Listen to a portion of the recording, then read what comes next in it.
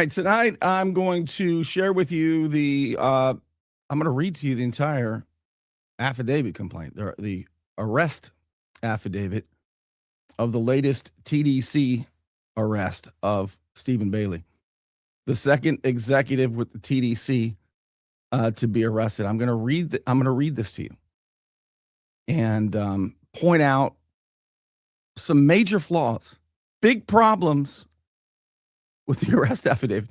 Look, I've studied these because I've had to, and this one is very strange, but it has all of the markers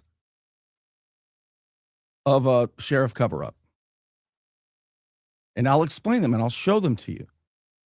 You can see it right on the screen, and I'm going to get right to it. But let me just thank the sponsors first, and we'll get right at it. Don't let back pain and neck pain get you down. Find relief at Brown Chiropractic Center on St. Andrews Boulevard in Panama City. Dr. Sherry Brown helps people heal naturally with chiropractic adjustments and deep tissue massage. Call 769-3777. Strong, effective leadership. 3 words that could mean the difference between prison and your freedom. I'm Al Saleen, your Panama City Beach lawyer. 850-215-0628. All right, so this is the first major problem with this arrest affidavit. I don't believe it's a fatal flaw, but it's designed to ensure that there's confusion and that there will not be a trial. I can't see how it could happen. So that's the first page. I think there are 11 pages that I'm going to go over with you. Most of them are narrative. And what I want to point out here, and maybe you could, okay, here's what I'm going to need you to do. Somebody. You see the top number on the top right, 26 dash, what is that? 2514 or something like that. This is the arrest affidavit for Stephen Bailey. If you have downloaded the arrest affidavit for Aaron Lee, please put in the comment section what that number is on the top right. I think it's the court case number. All right, is that the same number? Because what is the same number, you'll see the small highlighted spot below affidavit. That is basically the case number. And it's 2026-000535. That is the case number for Stephen Bailey. But here's the weird thing. It's also the case number for Aaron Lee. That's very unusual. The way these things are written, for example, if you're looking at a case from, say, 2022, all right, it would say 2022 dash something like, I'll just throw a number out there, 057446, something like that, you know. And that would be for somebody who maybe they had their car broken into and AirPods were stolen, something like that, you know. That would be like, say you say, man, my AirPods got stolen last night. You call for a service call. That's your case number. Somebody down the road, they had their car broken into as well. Theirs would be like 057447. Right? They're right after each other. Unless across town, somebody beat them to it and there's something in between. But that's how they work, right? So you would think that, what was it, 2 weeks or a week and a half after Aaron Lee got arrested and then Stephen Bailey got arrested, they wouldn't be the same number, 000535. They're the same number. That's very strange. Essentially, any evidence, all the witnesses, they're all going to be under that case file? You got 2 different defendants under the same case file? I could be the defense attorney and win this case. Bernie the attorney, for real. This is crazy. And the hallmarks of a sheriff cover-up. All of the evidence is going to go into one file. That, by the way, I'll just tell you, if you ever want to sort of find out if there's something wrong with your case, and you see that there's a whole bunch of victims, and they've all had things stolen. So you have a dozen victims and 46 items stolen.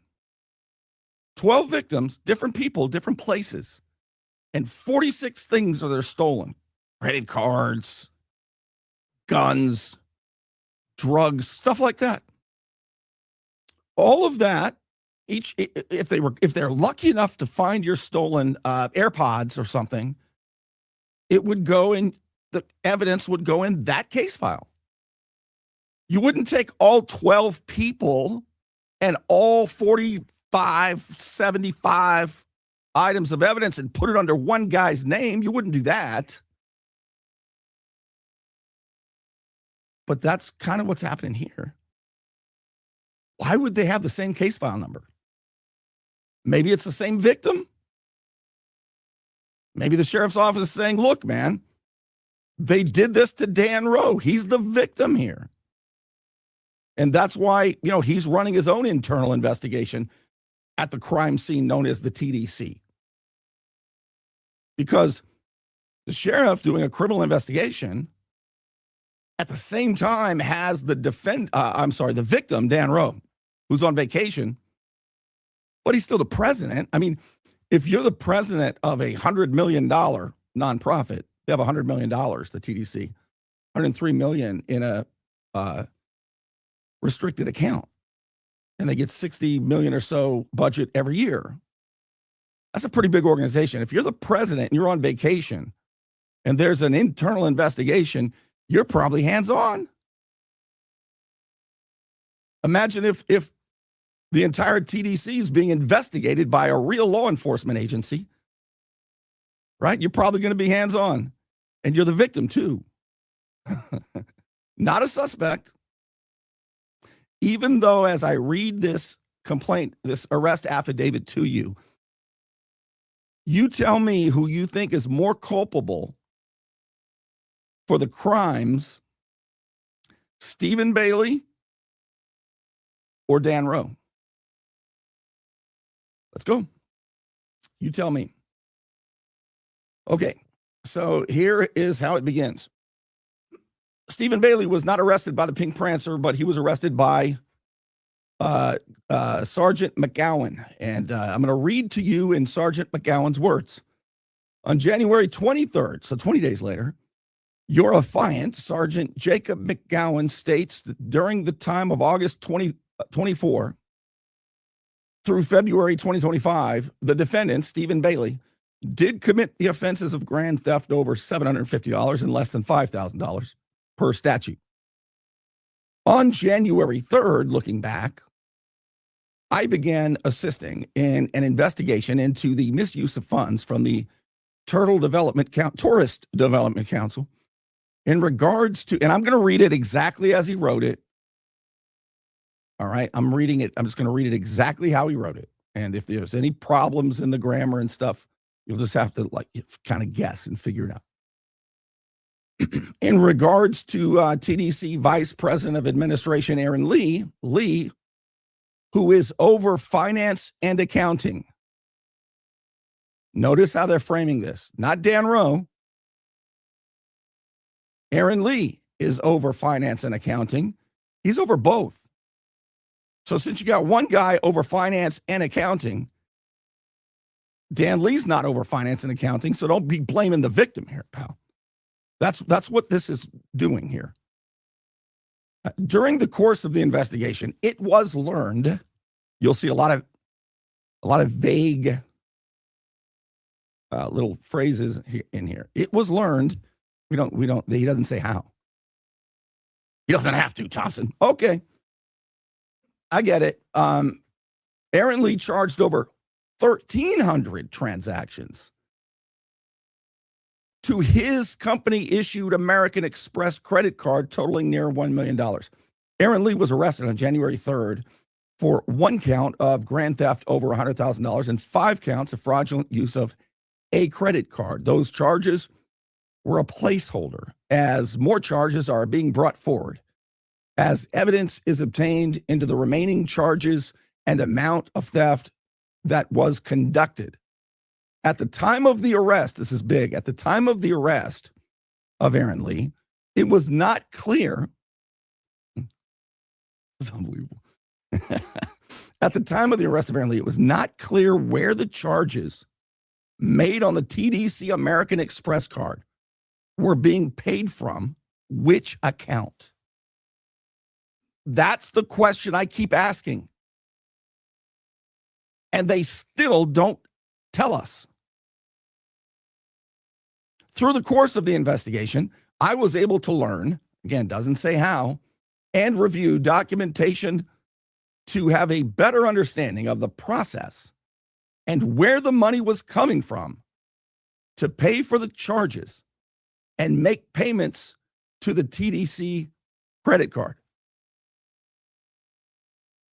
Does that answer all of our questions? Hell no, not even close, purposely. During the course of the investigation into Aaron Lee, I began an investigation into all charges made by those with a TDC issued American Express credit card issued to them as an employer of the TDC. I think he meant employee. During the initial course of my investigation, I learned of questionable charges and the purpose of the charges made by TDC employee, the defendant, Stephen Bailey. The defendant, Stephen Bailey, is an employee of the TDC and is the vice president of sales and marketing at the TDC. The defendant was issued an American Express Platinum card by the TDC. They love throwing around American Express Platinum cards. Do you notice that? You could buy a house with that as long as you pay it off in a month. So I hear.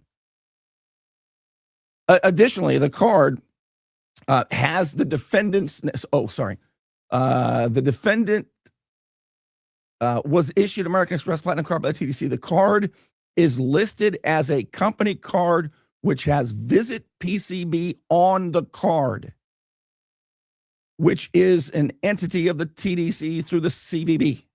Additionally, the card has the defendant's name on the card. How come he didn't say defendant Stephen Bailey's name? Are they talking about defendant Aaron Lee since it's the same case number? How in the hell is it the same case number? Case number 2026-000535 for both defendants. So which defendant is he talking about? See, I know their tricks. I had to learn them over the last 3.5 years. This is so bad. This is honest services fraud. Okay. With the defendant's name on it, but doesn't say which defendant with the same case number. And the purpose of the individual TDC card being assigned to the defendant by being issued the TDC, the purpose of the defendant having the TDC company card assigned to him to make charges to the card that are within TDC policy. This is important.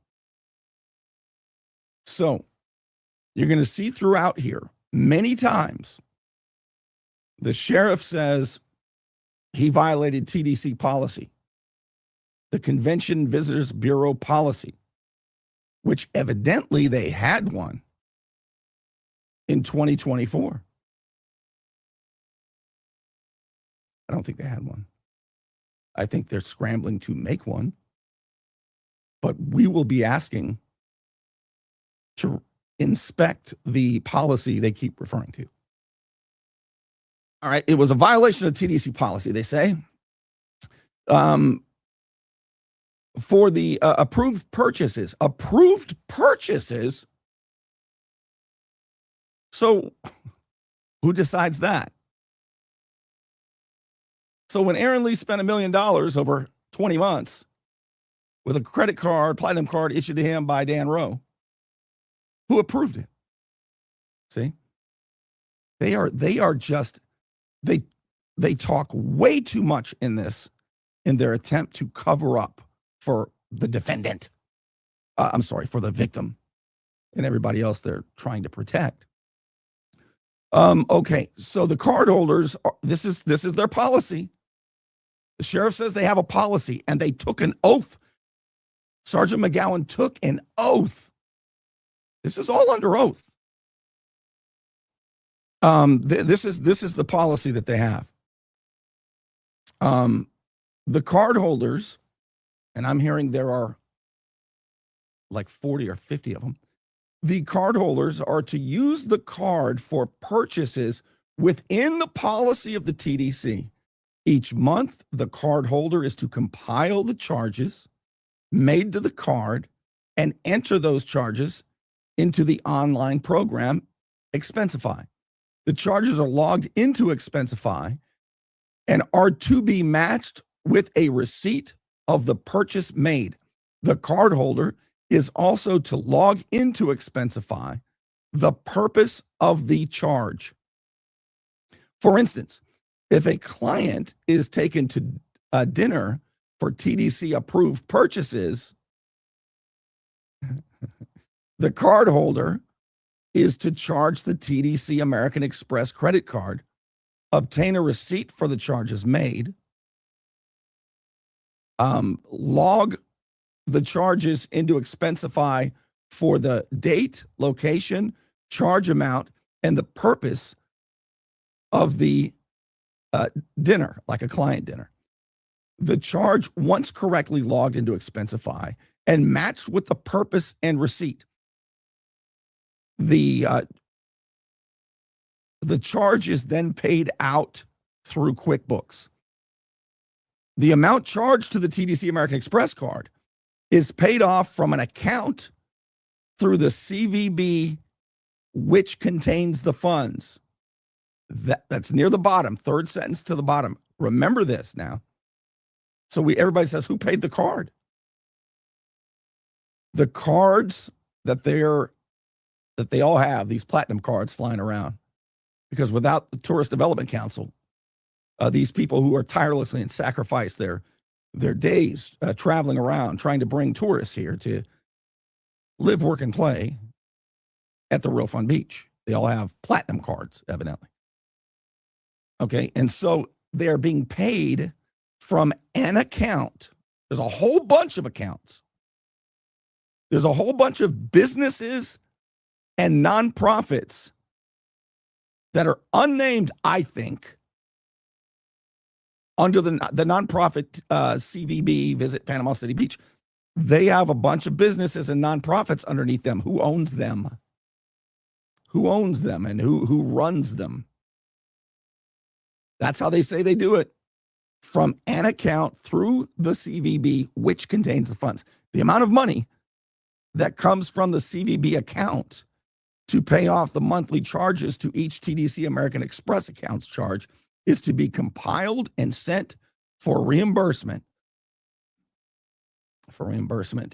To, this is long, for reimbursement to, oh crap, did I get these out of order again?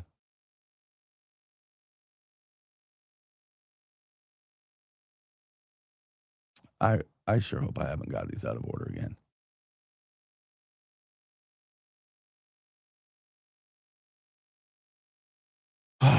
All right, I'm just going to continue on. If I've got these out of order, I will correct it, or you can read it. All right, here we go. During the course of my investigation into the defendant, Stephen Bailey, I learned through interviews. Now, by the way, on the first page, it says there were no witness statements and no evidence taken in the Stephen Bailey case, okay? But he did. He interviewed a whole bunch of people. During the course of my investigation, I learned through interviews and by obtaining his personnel file on March 11, the defendant was reported to by an employee back in March of last year. This is big. To the TDC of questionable charges made on the defendant's TDC issued American Express card. A file as made of charges made by the defendant and his logging of the charges into Expensify, along with the receipts with them and the explanation of the charges logged. The charges in question were a variety of charges made from the time frame August 2024 to February of 2025. The charges were made on numerous out-of-state work trips, conventions, to seek further tourist opportunities for Panama City Beach. The concern that was reported that the defendant took his wife with him to these conventions and may, how do you like that for a charging document? How would you like to be arrested and in jail? And the arrest report says he took his wife and he may have paid for expenses for her with the TDC American Express card, may have, which is not authorized by TDC policy. Oh, they keep talking about the policy. And was not logged onto the Expensify as occurring. Furthermore, there were local charges to restaurants, ding, ding, ding, where the defendant was believed to have paid for his wife's meals and items like drinks or dessert. Now, I want you to notice something. Sergeant McGowan in the sheriff's office never tell you what restaurants they were paying $900 at. The treasurer at the time owns Captain Anderson's, but they won't tell you in the arrest report what these local restaurants were.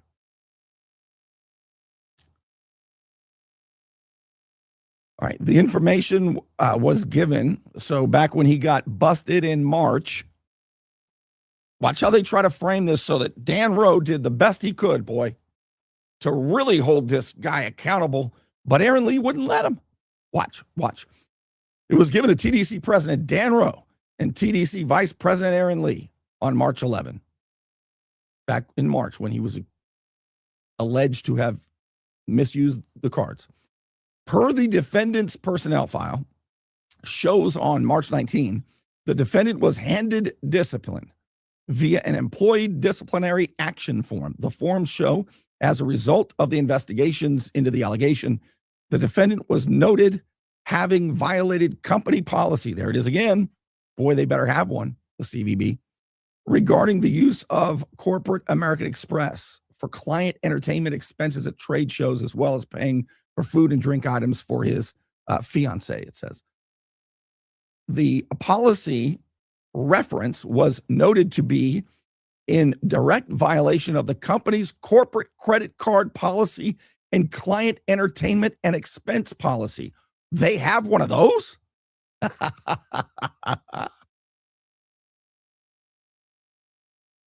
This arrest affidavit claims that there are all these very specific policies that were violated.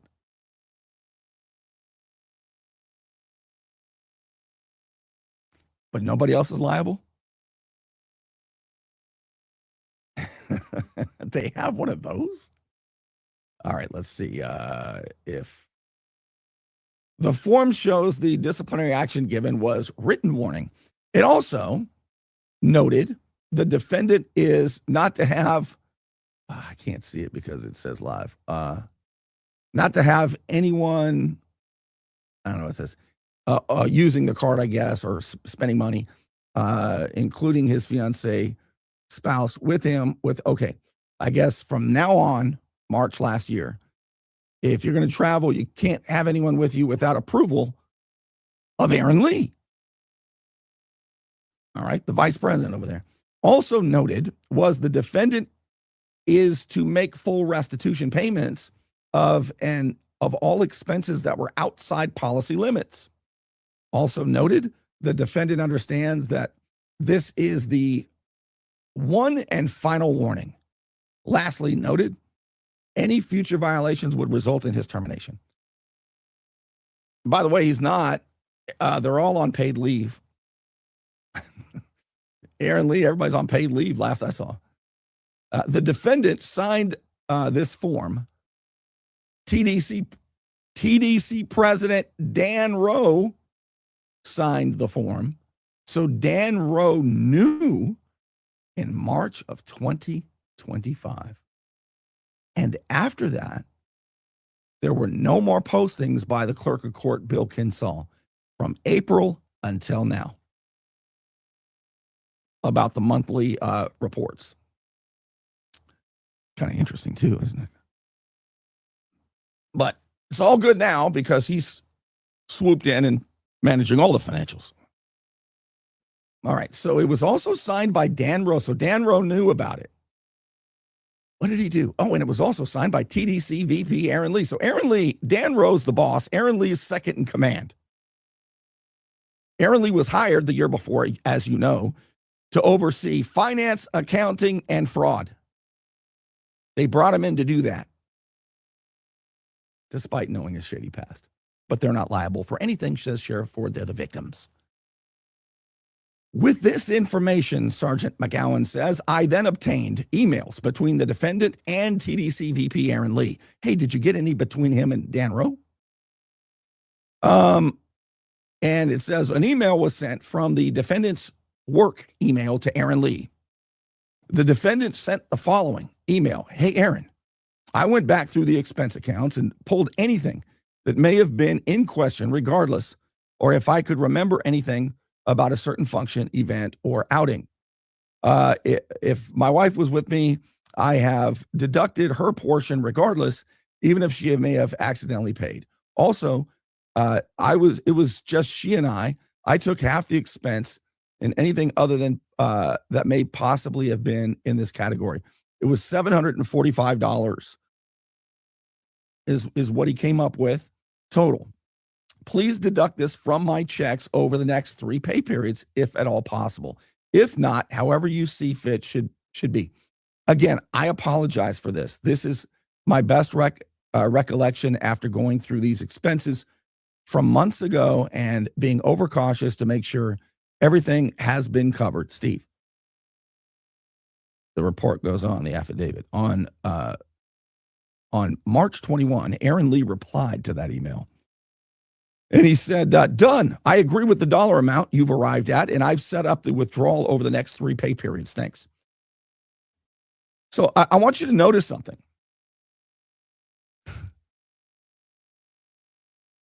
Steve Bailey did everything his bosses told him to do, and they agreed. All right? Now watch how this gets framed. You got the 2 defendants, these so-and-sos, Aaron Lee and Stephen Bailey. And then you got Dan Rowe, who's the victim. Let's see how much of a victim Dan is here. With this information, Sergeant McGowan says, I obtained the defendant's payroll records and did see that the next 3 months of the defendant's payout, a total of $745, was taken out from the defendant's checks to cover the $745 that the defendant self-investigated himself on and came up with the dollar amount. Even though he did what they told him and they approved, Sergeant McGowan is going to say, yeah, you're in trouble. Dan Rowe's not. You are, though, pal. I then spoke with Dan Rowe. Okay, you get this? They're investigating the TDC, and the investigators talking to the victim, Dan Rowe. Not questioning him, but saying, hey, Dan, then what happened? And they're taking what Dan Rowe says as fact. So he spoke, the investigator here, spoke with Dan Rowe, who was asked about this. Who asked him? And Dan advised. He was made aware of the questionable transactions made by the defendant. Dan advised. He and Aaron Lee spoke with the defendant on March 19. Dan advised, listen to this. They don't have any TDC documentation that Dan wanted Steve Bailey fired last year. But he told the investigator, McGowan, and McGowan writes it down as fact. You see this? Dan advised. Then what, Dan? Then what do I write? Dan advised that he wanted to terminate the defendant for these actions, but asked Aaron Lee what they should do. And Aaron advised him not to terminate the defendant, but just to have him pay the money back that he spent. And Dan admitted the defendant was allowed to look over the charges to determine the amount to pay back. So far, Steve Bailey's doing everything his two bosses told him to do.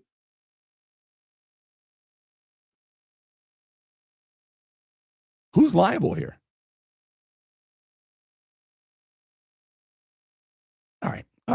I conducted my own. I conducted my own interviews, even though it says there's no witness statements in this report, to investigate the charges. So now McGowan's really rolled up his sleeves. Steve Bailey's done everything his bosses told him to do, but instead of investigating Dan Rowe, he's going to elbow drop Steve Bailey until his attitude improves. I conducted more investigations into the Steve Bailey, who followed his boss's rules and directions. The defendant made and paid back the entire amount. So he wanted to find out if $745 was the right amount. His bosses said it was. Steve Bailey's bosses said it was. Policy said it was. But McGowan wants to go find if there are any charges above and beyond the $745. Doesn't want to hold the bosses accountable. He's going to go digging for stuff. You're not going to believe how this plays out. Boy, I recognize their patterns now. I absolutely do. All right, so he's now McGowan's rolled up his sleeves in Columbo style. Just one more thing. I need to see everything you spent on here. And they do need to do that with everybody, by the way. And the defendant failed to report. Oh, he found stuff that he failed to report. His bosses didn't find it, but McGowan has gone back and found other charges in questions. Through my weeks of investigation, he jumped on this 20 days ago. Into the defendant, I found several charges that were in question and several charges that were not reported by the defendant or paid back. All right, let's find out more. The charges in questions spanned over the course of, I've already read this part. Oh, that's what I did. I got those two mixed up. So now we're on 6. Okay. The next charges in question were a work trip. I feel like I'm missing a page, but I'm going to continue on here. Okay, so I'm not going to read all that, but you can see through that. It's a bunch of stuff, okay? 2025, New York City. The real crime is that they've got platinum cards, God knows how many, employees at the CVB, Visit Panama City Beach, and they're all over the world. Concerts in Paris or London, wherever the hell. They're in New York City, they're in Vegas, trying to bring people here. And they got platinum cards. That's the real crime here. Am I right or wrong? So McGowan says, I have proof the defendant. Why isn't it listed? Why isn't your proof listed? This is the charging document. I have proof. The defendant took his fiancée spouse with him on this trip and paid for her meals and drinks in New York City. The next charge in question, this is big now. The sheriff's office never mentions the names of the restaurants. I wonder why. See if you got any guesses which restaurant it might be.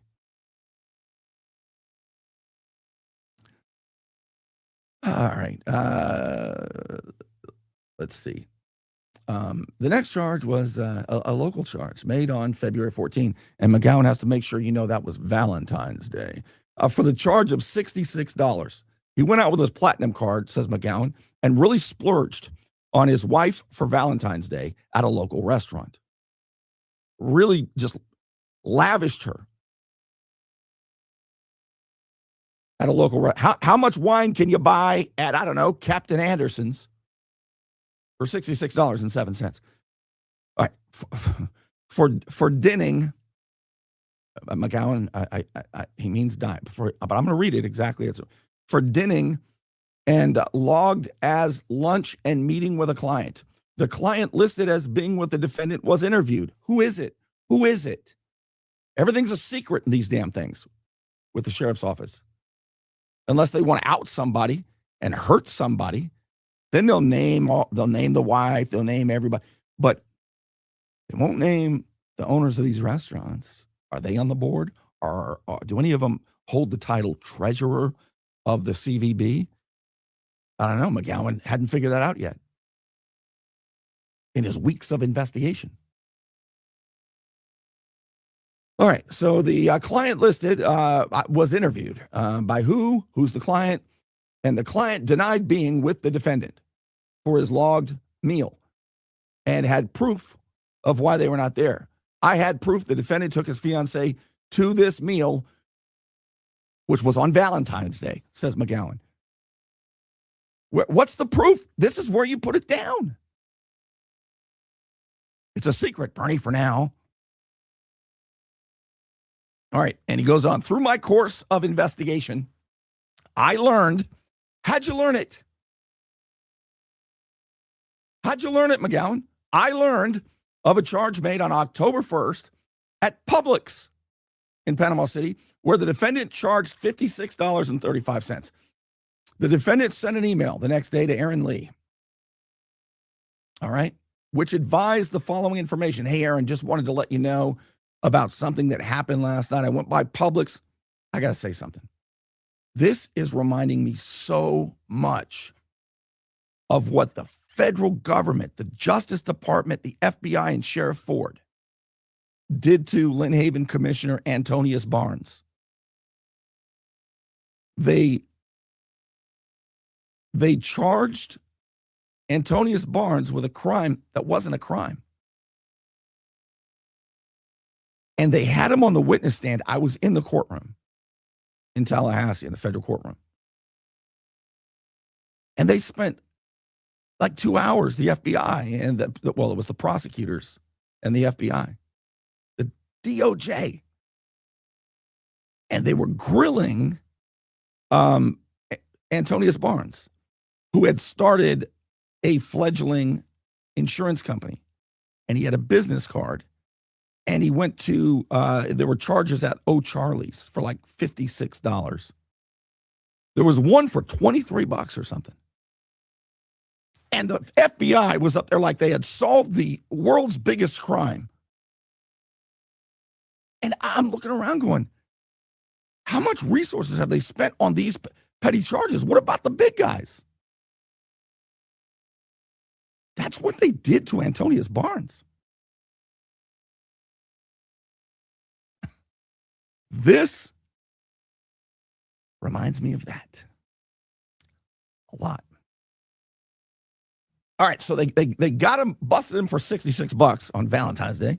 Then in Publix, he says, and whether we believe him or not, that, to me, that's not the question. To me, the question about all of this seems like, according to policy, and everything had to be approved, and there was a treasurer. Seems like there's a lot of people on the dais skating by. Their restaurants not being named. But they will rake you over the coals for $56. They'll try to ruin your marriage for $56. That's the sheriff's office. And I think people are fed up.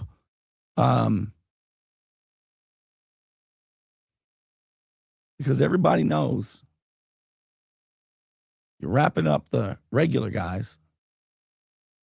Not that Aaron Lee's a regular guy, but you get what I'm talking about. And the bigwigs with the big titles. Everybody has a title at the TDC, but nobody has any accountability.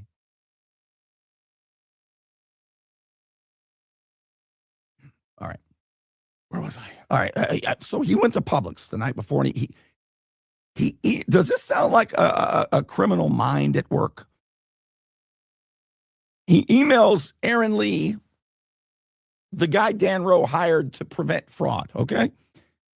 He emails him, and he says, hey, Dan, something weird happened at Publix. I bought a few items at checkout. My Hancock debit wouldn't work. I tried a few times, and just out of curiosity, I tried my Amex card. It's all I had with me, and it did go through. I'm not sure what happened because I used my debit card this morning for gas, no problem. I just wanted you to know, as on the next expense report, I will submit this as a non-CVB expense and ask that it be withdrawn from my paycheck.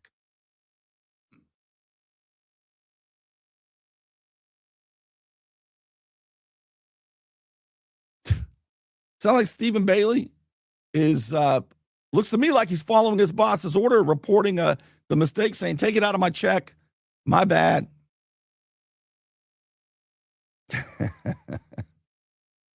And McGowan's going to bring this up later too. So anyway, it goes back. Okay.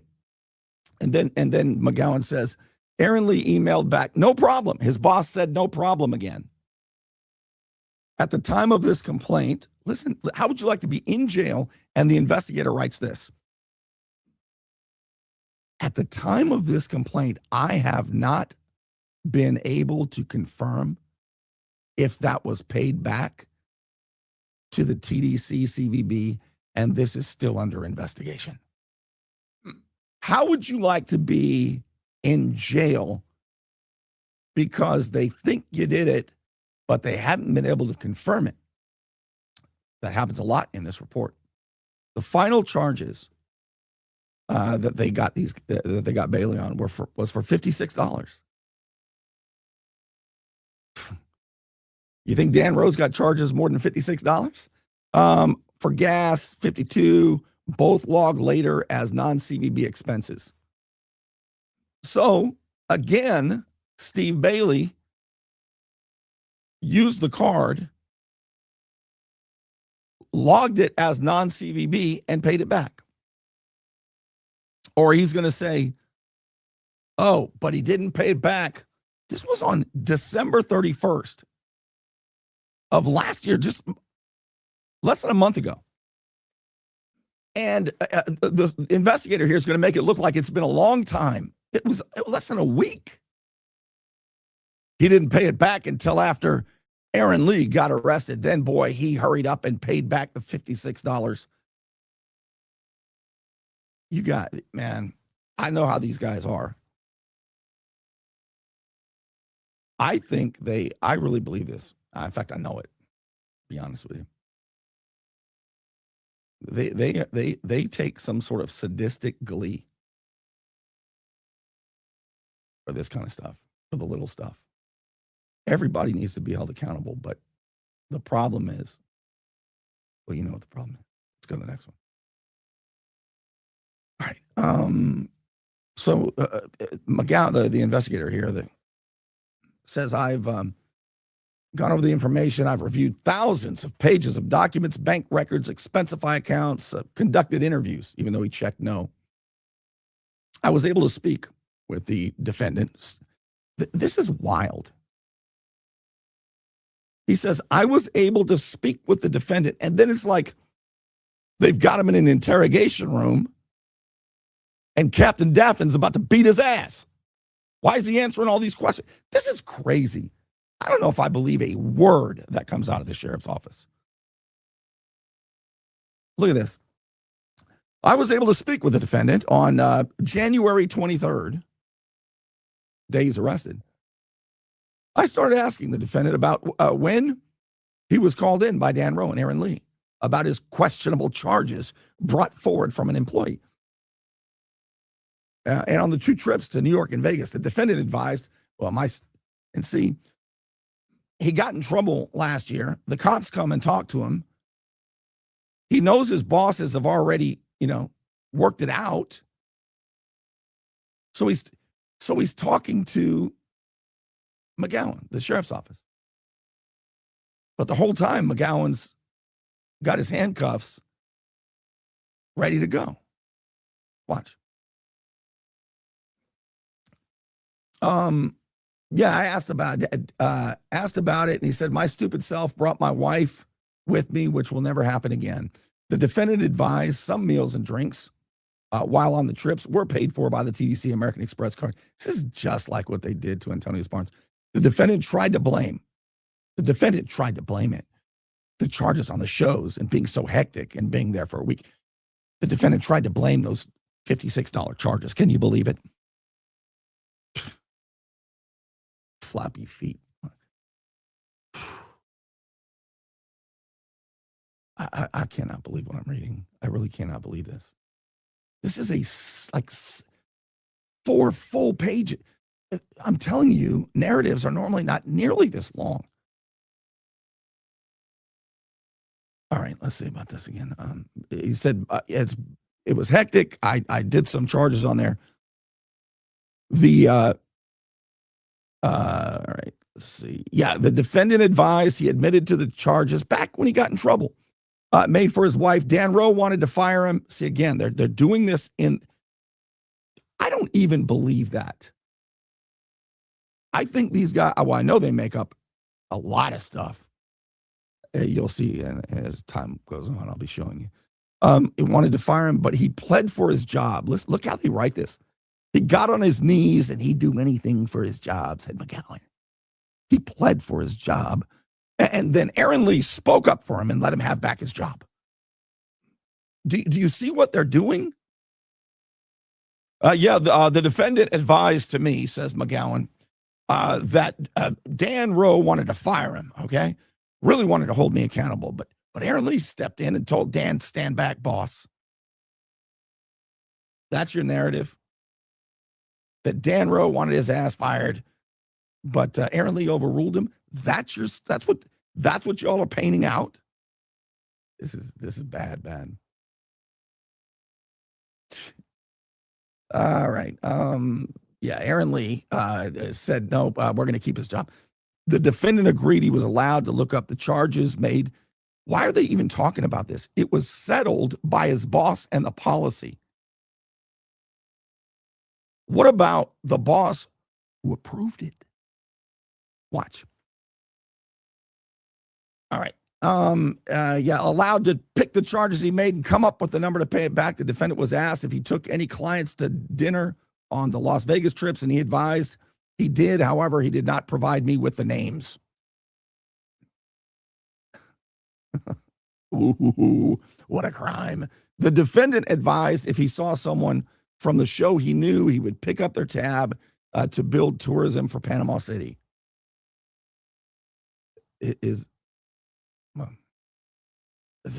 Why are they flying around the world with platinum cards? That's the real crime.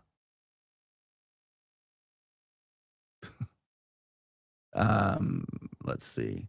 I asked the defendant about the TDC policy of the $100 a day per diem meals for himself. The defendant advised the per diem was set, but he knew while in places like Vegas and New York, you can go above it. I asked the defendant what clients he would have taken to eat, and he advised he could not remember. Lock him up. Couldn't remember the names. I asked the defendant if he would have logged them in Expensify, and he advised yes, unless I saw a client while I was out there and would have to pay for their meal. I got an idea.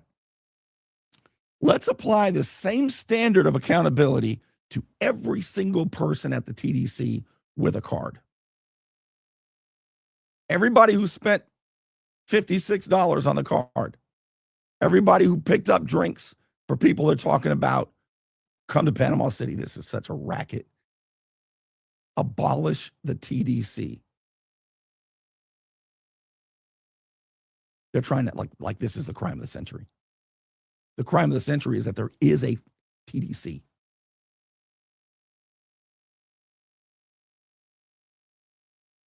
Oh, man. McGowan back at it again. He said, I asked the defendant if he picked up someone else's tab while out to eat.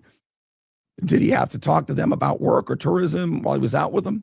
This is what McGowan's investigating. The defendant advised he would have to talk to him and then at the trade show, not dinner. The defendant advised on the New York trip, he was at dinner and he saw people eating at the restaurant, and he and his wife was at. The defendant advised he learned the subjects were from Georgia. There are subjects now? And he explained his job to them, and then he picked up their tab. The defendant advised, he told Dan, I wish I would have had better judgment. He's in jail for that. I wish I would have had better judgment. I know he's out. Okay. Expensive.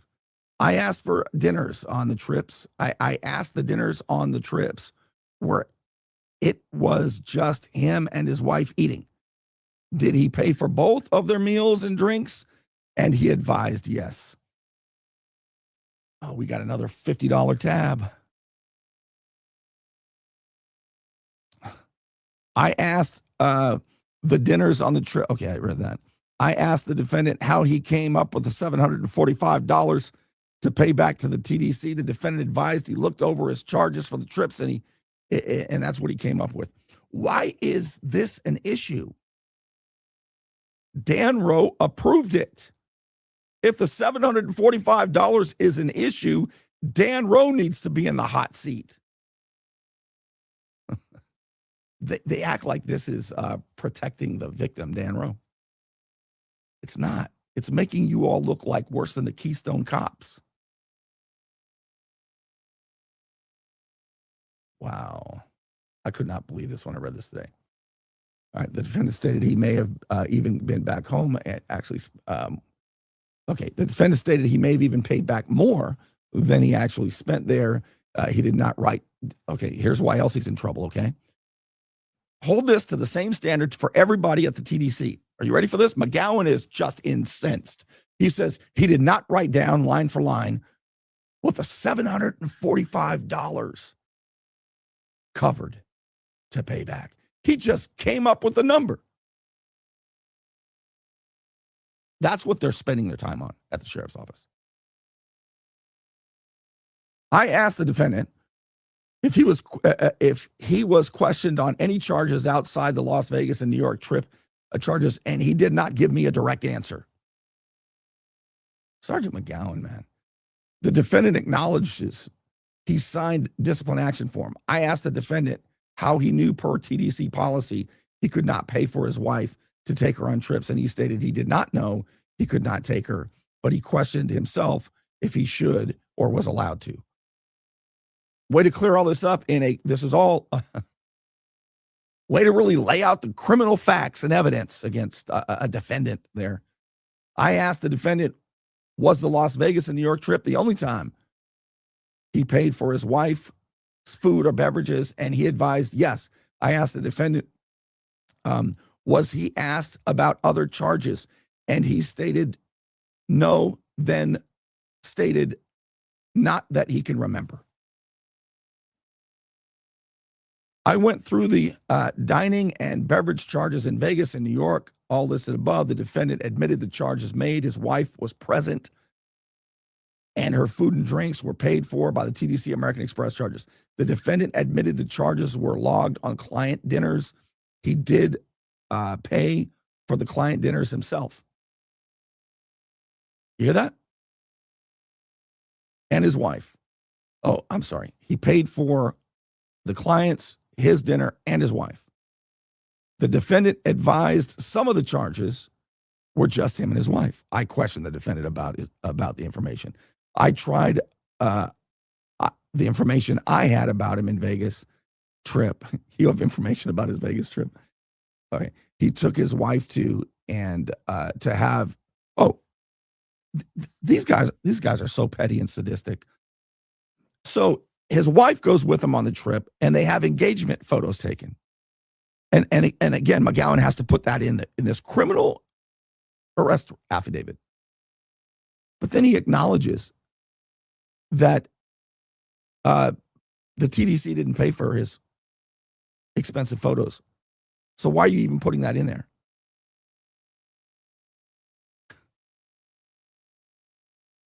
Wow. The defendant admitted they did. It should be noted. Hey, by the way, whenever you see an arrest affidavit and they say it should be noted, pay close attention to those. It should be noted that there was no charge made on the TDC card for the pictures for this. So why are you putting all this in here? I then questioned the defendant on the December 20 charge for $73 for dinning. The meal was logged as client-based, and a client name was listed by the defendant. The defendant then changed his other story of he was only questioned by Dan Rowe of the Vegas and New York trip charge that he was questioned about for his local charge with a client. Oh, he's changing his story, says McGowan. For the meals, the defendant admitted that he logged an expense with the client and the defendant prior. Like, I'm going to get all into this. Oh, here we go. Watch this. He said he goes to many local client-based dinners.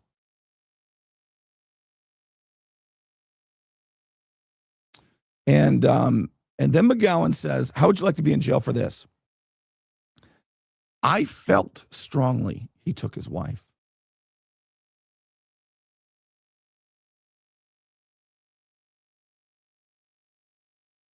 I felt strongly that he took his wife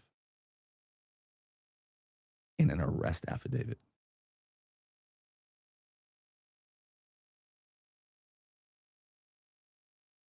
To that dinner and falsely claimed that the client was there. The defendant then stated, well, that could have been part of my payback because Dan did question me on that. It sounds to me like the guy's being pretty damn honest with you. He's revealing. Wow. All right. So Dan questioned me on it. He says, all right, I'm going to go down a little bit. The defendant denied taking his wife to the meal because he takes clients out. I then confronted the defendant that this charge was at, okay, you ready for this? Investigator McGowan confronts the defendant because that charge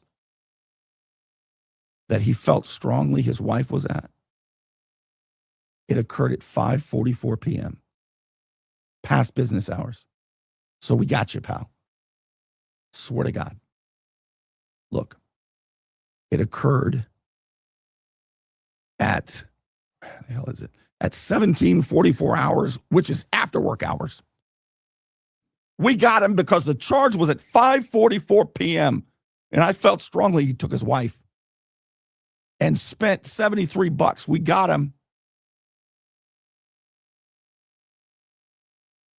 The defendant appeared surprised this occurred after work hours.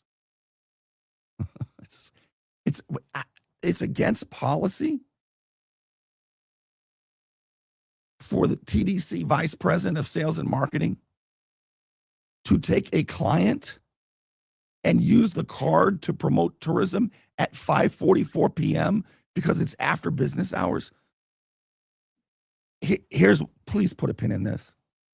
What is it? Golly, man, I need to get out of here. See ya.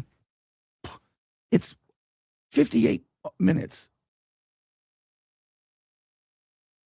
Let's find out how many people made charges after 5:44 p.m. with their platinum cards that they felt strongly his wife had to be with him. I think, what my gut feeling is. Now what I'm gonna say now is just conjecture because I know how these people operate. It almost feels like somebody's friend wants that job. And they got to get rid of him and really, really try to humiliate his wife because Sheriff Ford, his humiliation operation is in a high swing here. Just mention her every chance you get. I bet one of their friends wants it. Let's see who gets that job. The entire thing should be abolished. Nobody should have a job. Keep an eye on that. All right. So he confronted, man, you did it at 5:44, pal. We got you. The defendant then changed the story to he takes his wife to this location often, and he cannot say for sure if he did not take her there on the said date.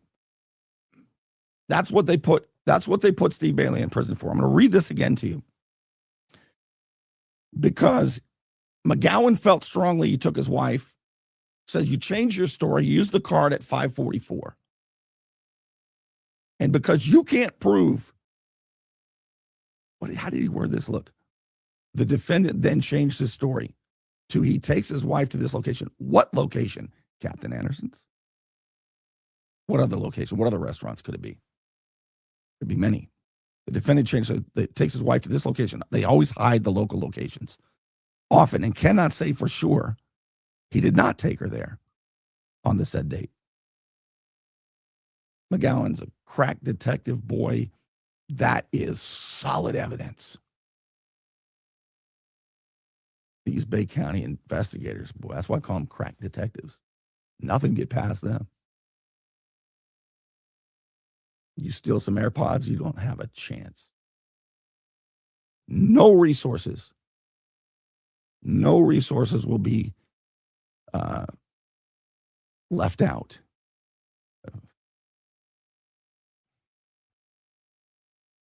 There's something rotten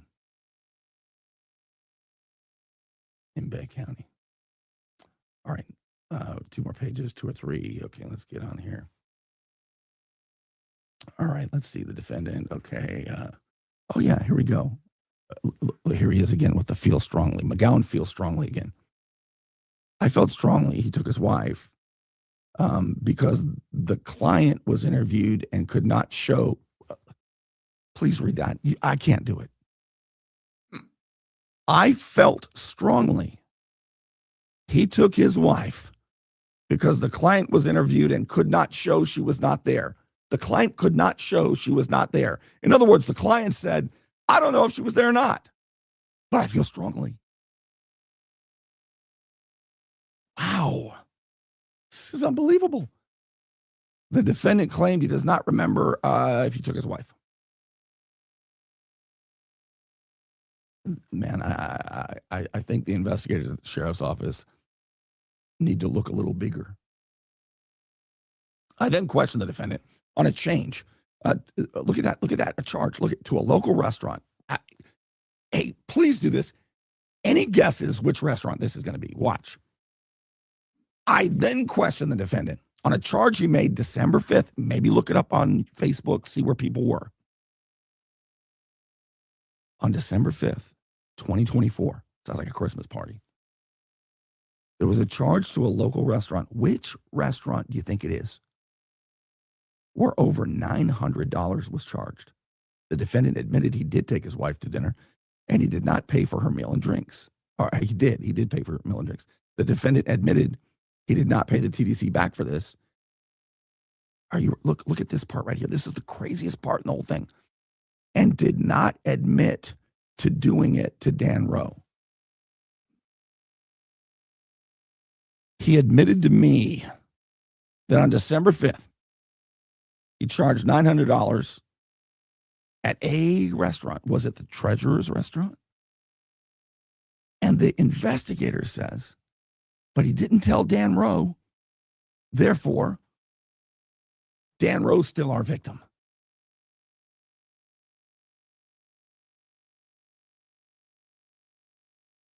Wow. The defendant advised on how he would be willing to pay it back. The defendant then advised he thinks it is good business to take your wife to work dinners. Hey, it is good business to take your wife to work dinners. The hell's wrong with you? But you can't use taxpayer money and you can't violate policy. You got to pay for that part out of your pocket. And it sounds like he did often. My point is a sense of proportion. This is what this show's about, is a sense of proportion and a cover up. And then there's that. All right, here we go. He said he thought it was good business to take your wife to work dinners. Can you believe this guy? The defendant claimed some knowledge that dessert was ordered to go for him and his wife. Now they're going to spend all this time on dessert. This is just what they did to Antonius Barnes, I swear to God. The defendant was asked about that information I had on the charge he ordered. He ordered wine to take home and advised that the restaurant offers alcohol to take home, so it often happens. Okay, so which restaurant were they at on December 5th?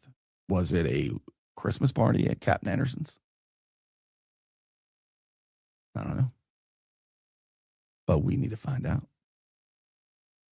But okay, so you had one. They gave you dessert, hands behind your back. Now, down. Stop resisting. Stop resisting. The defendant then admitted again he paid for his wife. I mean, how long are you going to go on with the paid for the wife? I feel strongly he did, Bernie. Okay. The defendant then told me some of the information you're getting here is wrong. This shows you how petty and snarky this McGowan is. Floppy feet.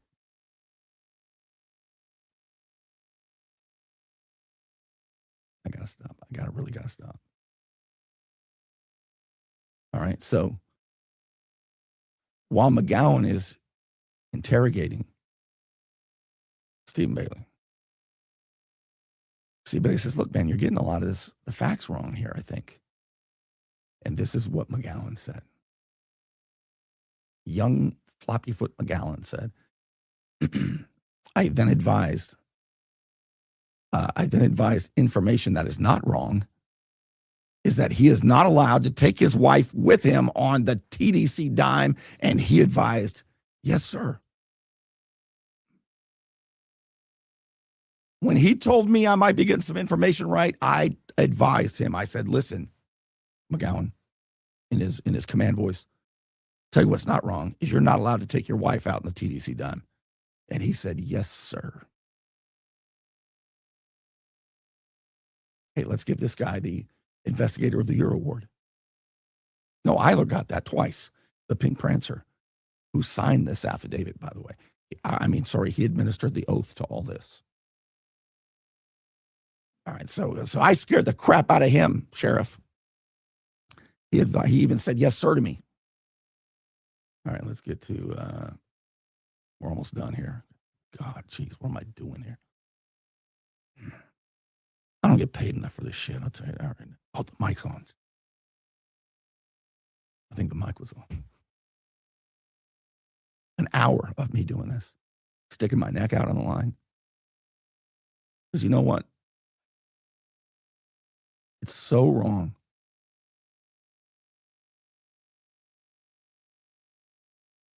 All right, let's get through this. Don't act like you have a tough job, Bernie. Oh, okay. The defendant advised that he reported this, and he did not, when he reported that, he did not know that Aaron had been arrested. It was 3 days later. The defendant claimed he paid it back in cash. It's always paying it back, doing what his boss says. And McGowan's always chasing him down, talking about his wife. I have the worst suspicions. I have the worst suspicions about these people. It's a certain stance that they have. I then asked the defendant again, geez, how long did you have this guy cornered? Steve, what were you doing? I don't know Steve Bailey, by the way. But, what the hell, man? Does he have you in a chokehold this whole time? Why do you keep talking to this guy? I asked him again, he said, if he was questioned by Dan. Now McGowan's on, just call him Dan. Old Dandy Dan. Were you questioned by Dan about the local charges with a client? And he advised he was, which goes against his first statement. You see that? McGowan said, I asked him, did Dan tell you? And he said something. It went against what he told me earlier. It went against what he said earlier. And I feel strongly. Hands behind your back. Stop resisting. All right, look at this. Look at this. Everything's about to try to make Dan look like he's the tough guy. It's not going to work. All right, so that goes against what he told me earlier, boss. All right, so then it says, look, God, the defendant, I'm halfway in the middle. The defendant was then asked if he did take his wife with him. Can you imagine talking to this guy? The defendant advised he did take her, and he is glad I brought it up because he forgot. McGowan strikes me as so snarky. The defendant claimed he did not remember any charges he made for his wife. The defendant was then asked about multiple dining charges made there. The defendant gave a story where there were times that he would order a meal for them to share and their own drinks. So, okay. So now this is how petty McGowan's getting. Are you ready for this? McGowan said, look, there were times that I would order a meal on the TDC card within policy, and she would take a sip of my drink. She might take a bite of my food. We might share the plate. Okay, watch what McGowan does.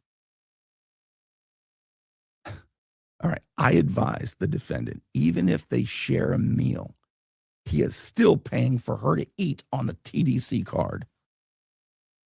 Even if you share the meal, she's still getting a bite and a drink, okay? Hands behind your back, stop resisting. The defendant then confirmed the $745 covered just Vegas, and not New York. So this whole thing is going back to March of last year when Dan Rowe, the president, and Aaron Lee, the fraud czar that Dan Rowe hired,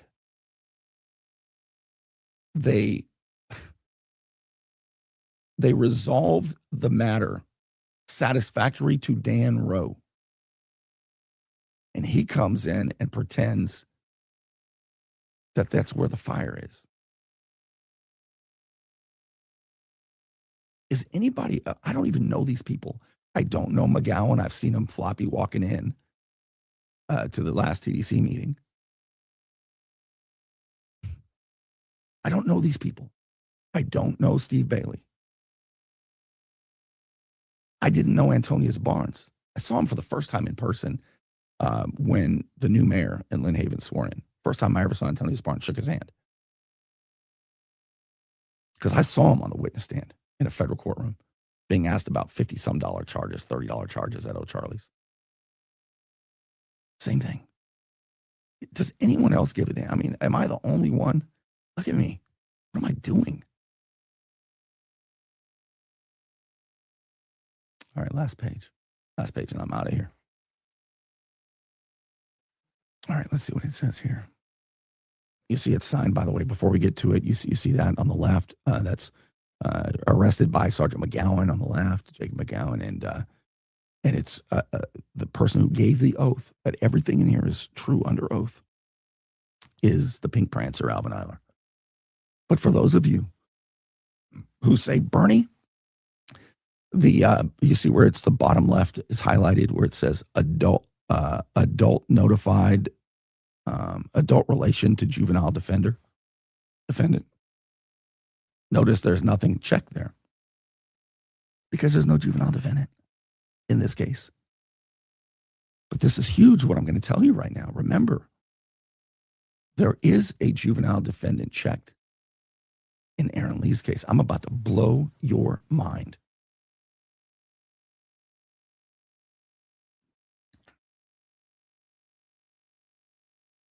You say, yeah, Bernie, but those are different cases. All right, Aaron Lee's is different. Maybe there was a mistake. Maybe it's true. What's your point? You ready? It's the same case.